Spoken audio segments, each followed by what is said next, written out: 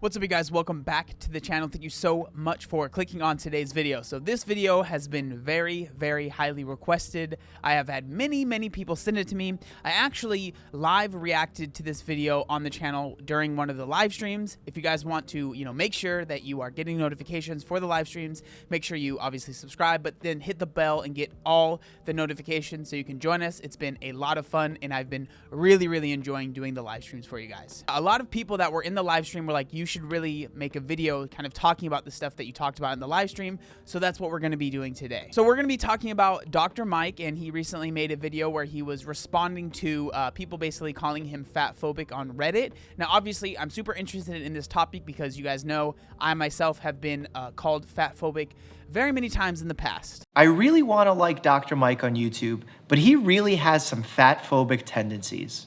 He's actually a fan of intermittent fasting, which is unbelievable to me considering he's a medical professional. In his most recent video, he talked about gastric bypass surgery being good for long-term weight loss. And just in general, he's talked about obesity and quote-unquote, watching what you eat. He's done videos where he tried certain fad diets for 30 days, but I've never watched them, so I don't know where he stands on keto, for instance. Anyway, it just goes to show that even doctors can still learn a lot in their own fields. I have to respond to this, as well as many of these comments. Let's get into it. I have a lot of patients who are overweight and obese, who are struggling to lose weight, know that they need to for their health, because they don't want to die young. They don't want to have a heart attack at age 40 or a stroke at age 50. They want to live long, fruitful lives. And it's my job as a physician to help them do that. That doesn't make me fatphobic. I'm against fat shaming wholeheartedly. I've said it on Phil DeFranco's podcast last year that fat shaming is a form of destructive criticism that only works to break someone down instead of building them up. Now, it's interesting seeing him kind of deal with this criticism because I don't know how much he has seen it. I'm assuming because he's making a video, this guy has millions of subscribers, so I'm sure he has seen this criticism before. But obviously, it's really interesting kind of seeing him explain how he feels. And it's funny because when I was watching the video live and stuff, I was like talking to the audience and I was talking to you guys, and I said, like, it's funny because we share the exact same opinion, like what he just said right there, like fat shaming or making fun of someone just because of their size and trying to like do the whole tough love, like, oh, you're fat, and then hopefully that'll make them lose weight. I think that is ridiculous, and that's pretty much what he says right there. My job is to help a patient get from point A to a healthy point B. Not to make fun of them while they're at point A in hopes that they get to point B on their own.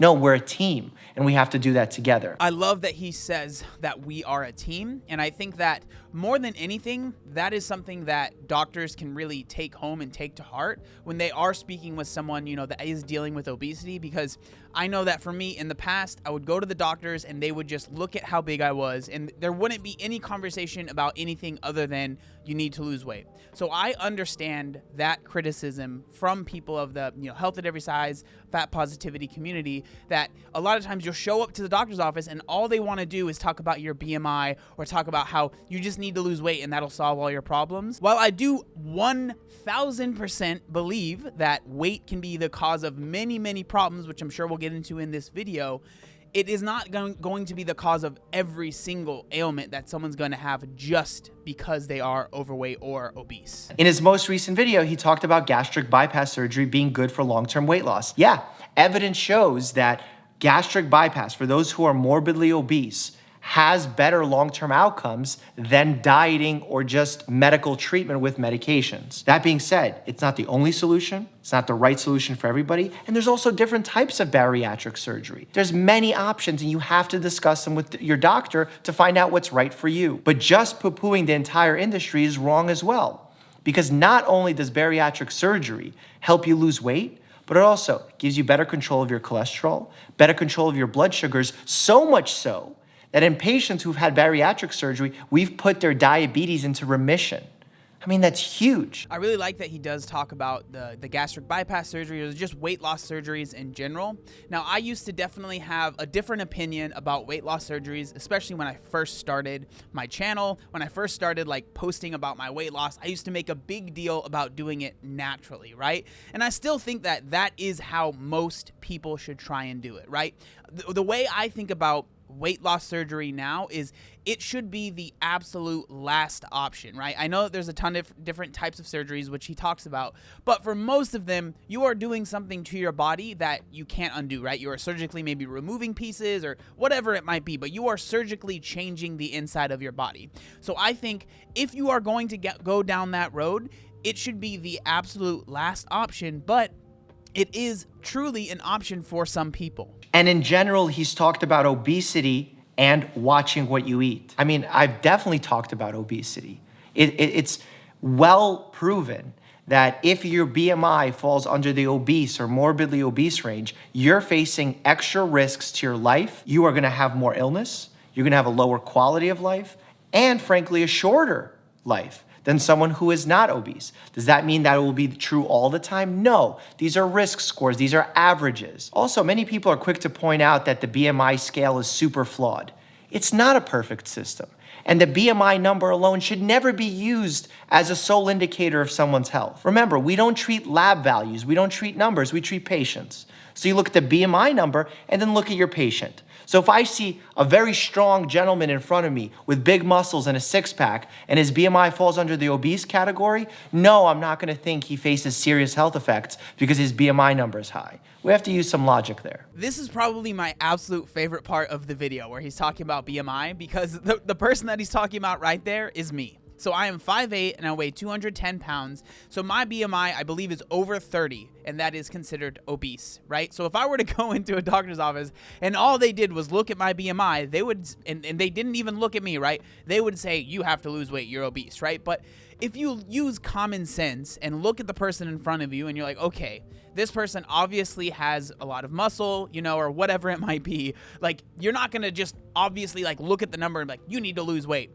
I think BMI really is pretty flawed, but I do think that it can be used in some sort of helpful way. He's done videos where he's tried certain fad diets for 30 days, but I've never watched them, so I don't know where he stands on keto, for instance. I mean, I would love for you to have watched them, because in my videos that have covered Whole30, keto, intermittent fasting, even vegan, I've done these for 30 days simply to show how they affected my body, but I also talked about the science, what we know, what we don't know. Because honestly, the field of nutritional science is an absolute mess. There's way more that we don't know than we do know. It's funny to me that this person is commenting and saying that they're so mad about Dr. Mike and what they're doing, but they haven't even watched the videos that they're talking about, right, with the diets. Now, I definitely deal with this as well, because a lot of times my thumbnails and my titles make it seem like the video might be a certain way when maybe it's not really. You might want to call it clickbait. I think it's just sensationalized. But a lot of times I'll get people commenting on videos and it's like, did you even watch the video? Like, people are so quick to be upset before even saying anything. And this person wrote this whole post out, and they even admitted in the post that they actually basically haven't even done their research and they don't really know what they're talking about. Most doctors also believe that obesity is a disease and that BMI is a good predictor of health. Sadly, most medical professionals are living in diet culture and fat phobia as much as the rest of the population. It's wild that doctors tell patients to lose weight when diets have a 95% failure rate and often leave people in worse shape than when they started. Can you imagine if doctors prescribed any other treatment or medication with 95% chance of failure? This is a good point to talk about. When we prescribe a diet plan or nutrition plan, the reason that it fails is because adherence is low. Changing someone's behavior is quite difficult, and we haven't mastered that art as physicians, as a healthcare system, really. But it doesn't mean that we're failing because we're fat phobic. Okay, so when I reacted to this video live, I freaked out right here, because 100% this is one of the most important things. One of the most important things when it comes to weight loss or dieting. Most people go from 0 to 100. So they want to go from eating whatever they've been wanting to eat for years and years and years to going to a really strict, structured diet. And it's just too much for most people. That is why I always say start slow. You don't need to be perfect at the start. And so many people let perfect get in the way of good enough. So if they're not able to do the perfect diet, they won't even try. When in reality, if they were just good enough, they could absolutely see see results. And this is why I talk about this so much on the channel, is because so many people fall down that road of feeling like everything needs to be perfect. If you guys watch my full day of eatings, my diet, for a lot of people in the health and nutrition space, they would probably think it's trash. But guess what? It works for me and it's good enough. This one's actually in support of what I said. He's always advocating for preventable care because it's cheaper for the patient to lose weight than spend thousands of dollars on heart surgery and diabetes care. He's not fat phobic, he just doesn't want you in debt. I'm a huge fan of preventive care. I mean, that's why I love family medicine and what I do, because I want to prevent a heart attack rather than just simply treat it when it's there. Saving someone money, saving someone having to take medications long-term for the rest of their life because they have a stent. I want my patients to live the highest quality of life with as least medications as possible, and part of that means lowering your weight naturally, if you're overweight or obese, of course. The fact that with obesity or being overweight, like it carries its own health risks and stuff like that, right?